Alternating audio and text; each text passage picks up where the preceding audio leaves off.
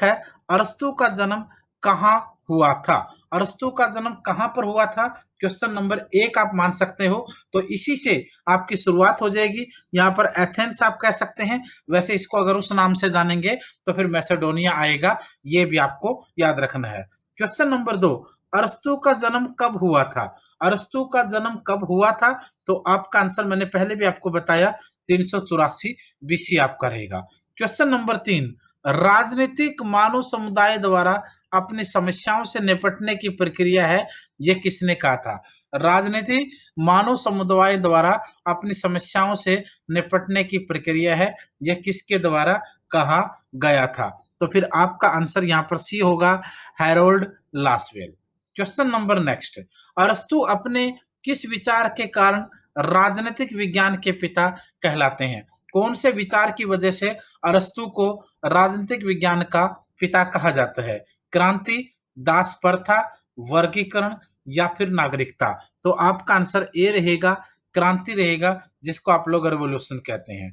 Question number 5, प्राचीन यूनानी राजनीतिक दर्शन का मुख्य विचार बताइए। प्राचीन यूनानी राजनीतिक दर्शन का मुख्य विचार सामाजिक समानता, व्यक्ति की स्वतंत्रता, उत्तम जीवन या फिर राज्य संप्रभुता? तो आपका आंसर यहाँ रहेगा बी, व्यक्ति की स्वतंत्रता।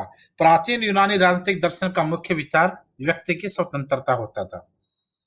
क्वेश्चन नंबर 6, अरस्तु के अनुसार राज्यों के परिवर्तन चक्र का सही क्रम बताइए। राज्यों के अरस्तु के अनुसार राज्यों का जो परिवर्तन चक्र होता था उसका सही क्रम आपको यहाँ पर बताना है। सबसे पहले संयंत्र प्रजातंत्र कहा गया है, भीड़ तंत्र कहा गया है, निरंकुश तंत्र, राजतंत्र, धनिक वर्ग तंत्र और कुलीन तंत्र। अब यहाँ ध्यान से देखेंगे तो नंबर 1 पर आपका राजतंत्र आता है, नंबर 2 पर आपका निरंकुश तंत्र आता है, नंबर 3 पर कुलीन तंत्र, नंबर 4 पर धनिक वर्ग तंत्र, नंबर 5 पर संयंत्र प्रजातंत्र और नंबर 6 पर भीड़ तंत्र।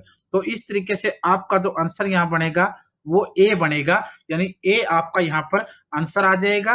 अगर सही इसमें आप ध्यान से देखेंगे बहुत सारे विचारकों ने विचार दिए हैं, लेकिन अरस्तु के अनुसार आप लोग सबसे पहले जो काउंट करेंगे वो आप राजतंत्र को करेंगे, फिर आपका निरंकुश, फिर आपका कुलीन तंत्र, फिर आपका धनिक वर्ग तंत्र और उसके बाद संयंत्र प्रजातंत्र और आपका लास्ट में भीड़ तंत्र इसमें रहेगा।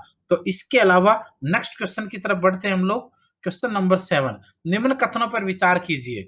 दांते के अनुसार अरस्तु बुद्धिमानों का गुरु है, और दूसरा स्टेटमेंट है अरस्तु ने न्याय का द्विविध वर्गीकरण रेखांकित रेखागणित तथा अंकगणितात्मक प्रणीत किया है। केवल एक, केवल दो, एक और दोनों या फिर न तो एक और न ही दो? कौन सा यहाँ पर आप लोगों के लिए सत्य नजर आता है, ये यहाँ पर बताने की कोशिश की गई है। तो पहला और दूसरा दोनों ही कथन आपके लिए यहाँ पर सही होंगे।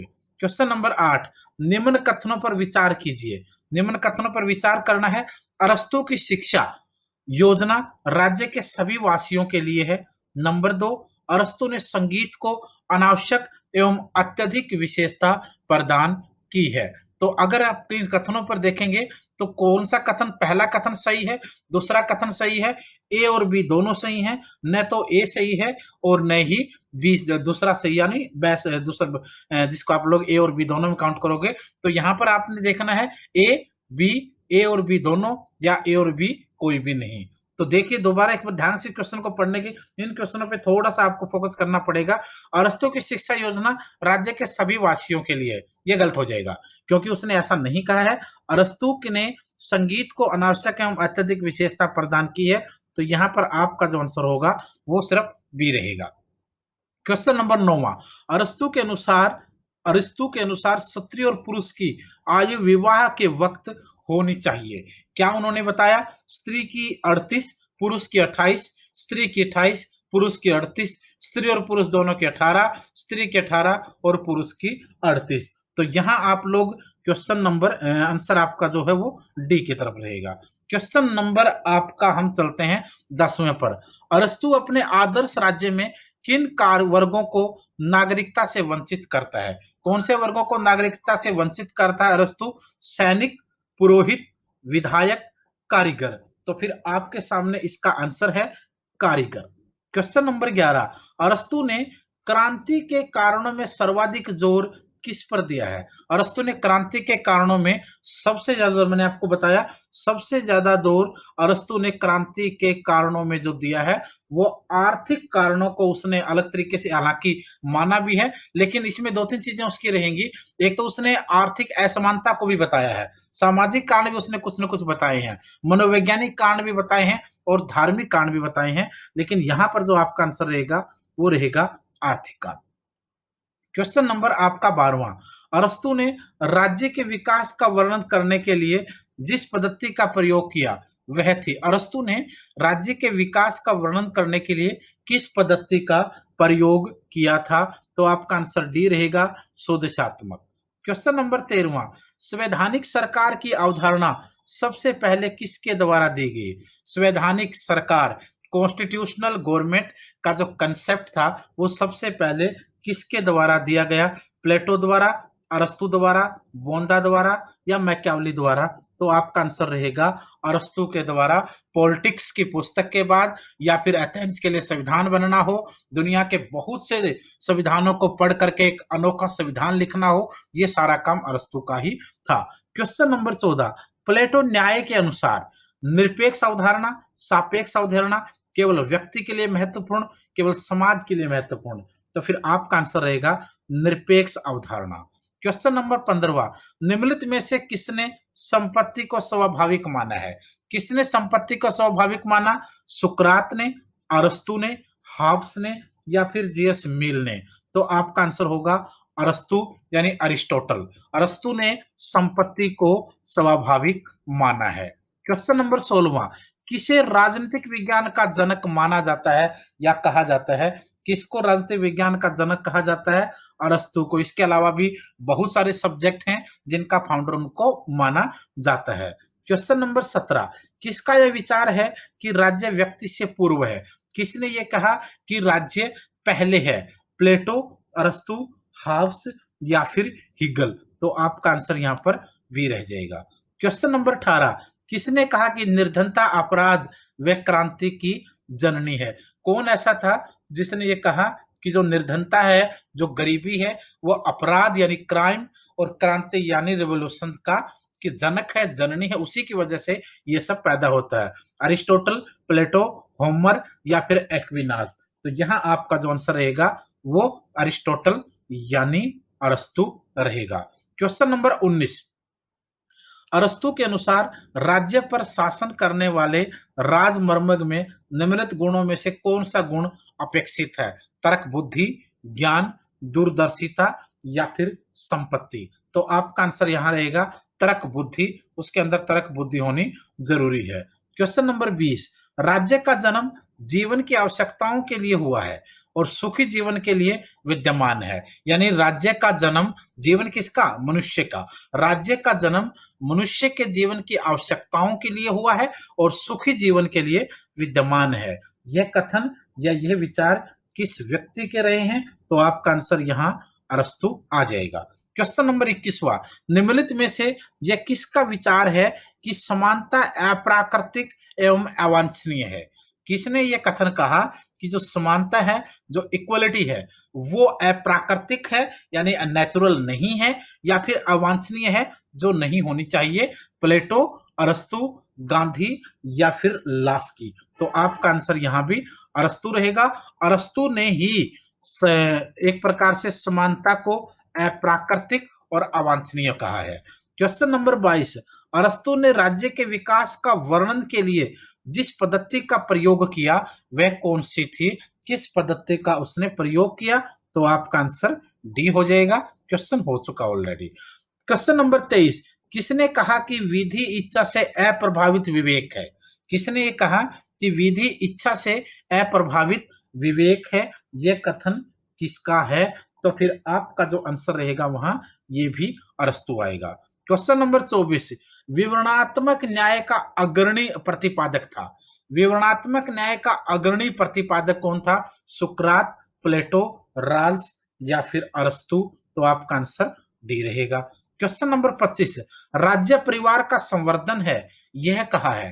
राज्य परिवार का, ये क्वेश्चन रखिए, यहाँ पर आप ये न सोचिए कि हर क्वेश्चन का आंसर अरस्तु है, तो अगर टॉपिक अरस्तु का तो अरस्तु ही होगा। यहाँ पर आंसर से क्वेश्चन को मैच कीजिए, क्वेश्चन को आंसर के साथ मैच कीजिए और हर वो स्टेटमेंट याद रखिए जो यहाँ बोला जा रहा है। राज्य परिवार का संवर्धन है, यह कथन किसका है? तो आप यहाँ सोच के चलिए कि अरस्तु ने ये भी कहा था कि राज्य परिवार का संवर्धन है। डी आंसर होगा। क्वेश्चन नंबर आपका 26, संवैधानिक सरकार की अवधारणा सबसे पहले किसके द्वारा दी गई थी? ये भी मैंने आपको बताया, अरस्तु ने सबसे पहले ये शुरुआत की थी। क्वेश्चन नंबर 27, अरस्तु का आदर्श राज्य बराबर है, किसके बराबर है? अरस्तु का जो आइडियल स्टेट है वो किसके बराबर है? प्लेटो के श्रेष्ठ राज्य के बराबर, प्लेटो के द्वितीय श्रेष्ठ राज्य के बराबर, दोनों के बराबर, या इनमें से कोई भी नहीं? तो फिर आपका आंसर होगा प्लेटो का जो द्वितीय, जो सेकंड श्रेष्ठ राज्य था उसके बराबर। क्वेश्चन नंबर 28, मनुष्य एक सामाजिक प्राणी है, यह किसके द्वारा कहा गया? प्लेटो ने कहा, अरस्तु ने कहा, हाब्स ने कहा, या फिर रूसो ने कहा? यहां आपका आंसर बी हो जाएगा, यानी अरस्तु आपका आंसर हो जाएगा। क्वेश्चन नंबर 29, परिवार सामाजिक जीवन की प्रथम पाठशाला है। परिवार जो है वो सामाजिक जीवन की प्रथम पाठशाला है, ये किसका कथन है? बोर्डिन, अरस्तु, सोफिस्ट, या फिर बोर्डिन? तो आपका यहाँ जो आंसर होगा वो रहेगा अरस्तु। क्वेश्चन नंबर 30, अरस्तु के अनुसार राज्य के सामाजिक ढांचे का निर्माण कितने वर्गों से मिलकर हुआ है? अरस्तु के अनुसार राज्य के सामाजिक ढांचा, सोशल स्ट्रक्चर जो है उसका निर्माण जो है वो 6 वर्गों से मिलकर हुआ है।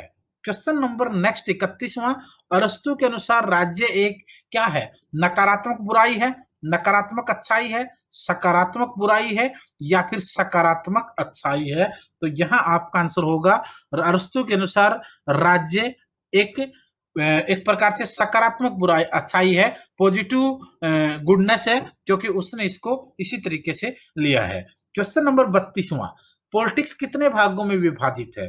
10, 12, 8 या फिर 9? आपका आंसर यहां पर रहेगा 8, सी आंसर होगा।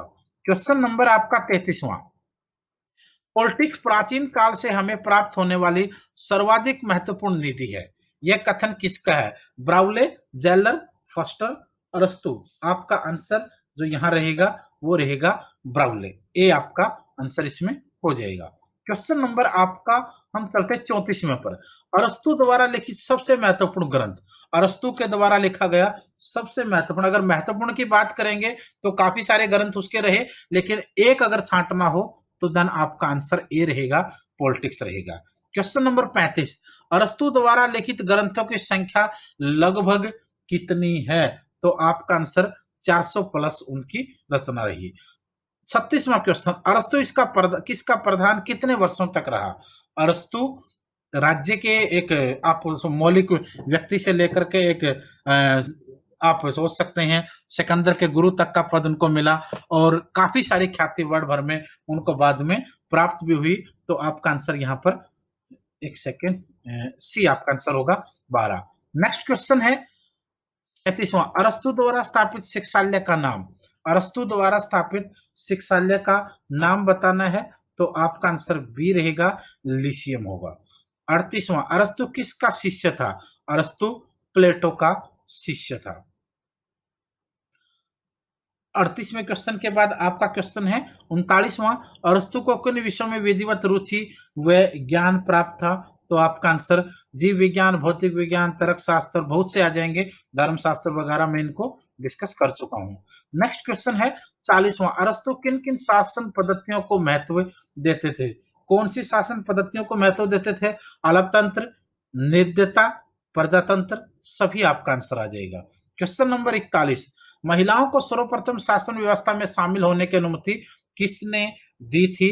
आपका आंसर यहां भी अरस्तु आ जाएगा।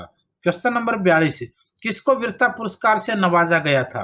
वीरता पुरस्कार से नवाजा गया था प्लेटो, अरस्तु, कौटिल्य, या फिर अलेक्जेंडर? तो यहां आपका आंसर रहेगा अरस्तु।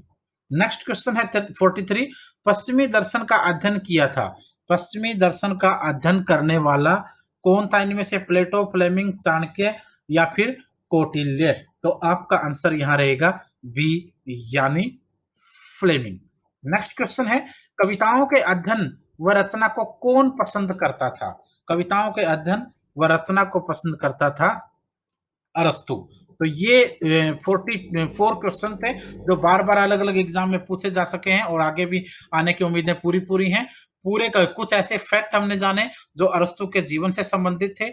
अरस्तु से पहले मैं रूसो का पूरा चैप्टर डाल चुका हूँ और एक-एक करके वेस्टर्न थिंकर हो या फिर इंडियन पॉलिटिकल थिंकर हो, सबके लेक्चर्स आपके धीरे-धीरे करके चैनल पर आ रहे हैं क्योंकि आप लोगों को जितने भी एग्जाम देने होते हैं, वो सभी आप लोगों की तैयारी पूरी हो सके।